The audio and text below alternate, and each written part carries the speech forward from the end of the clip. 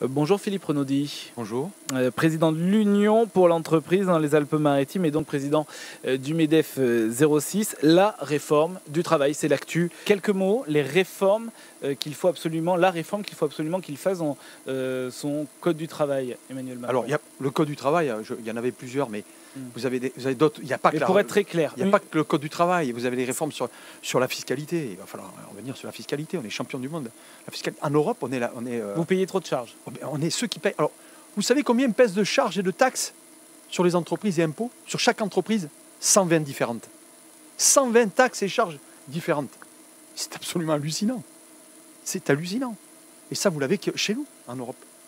Donc il faudra bien faire une vraie réforme de la fiscalité également. Il faut rendre compétitives les entreprises françaises. Vous savez, on n'a pas de pétrole, mais on a des idées.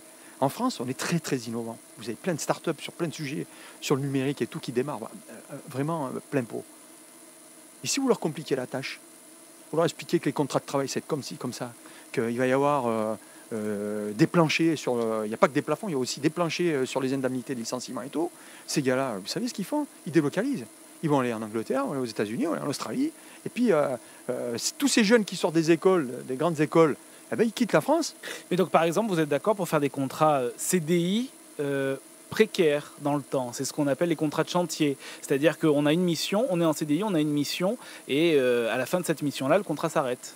Mais je pense que, malheureusement, ça va être comme ça tout le temps. C'est-à-dire qu'on disait, le boulot, c'est précaire, on a des travaux, on ne peut pas rendre le travail précaire. Mais aujourd'hui, les entreprises sont précaires.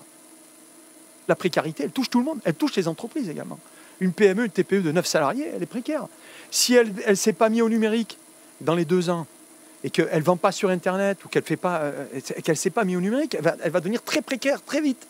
Donc les 7 ou 8 emplois qui sont là, ils sont précaires. Donc aujourd'hui, on ne peut pas dire, moi je vais avoir un CDI toute ma vie dans cette entreprise-là. Je pense que c'est un modèle qu'il va falloir changer. Parce qu'aujourd'hui, on est dans une mondialisation et les entreprises en France, quelles qu'elles soient, même les grands groupes, hein, vous avez des grands groupes aujourd'hui qui peuvent se faire acheter par des fonds de pension américains ou australiens qui viennent, ils démembrent tout, ils défont tout et puis ils vendent tout par morceaux et vous vous retrouvez avec tout le monde au chômage.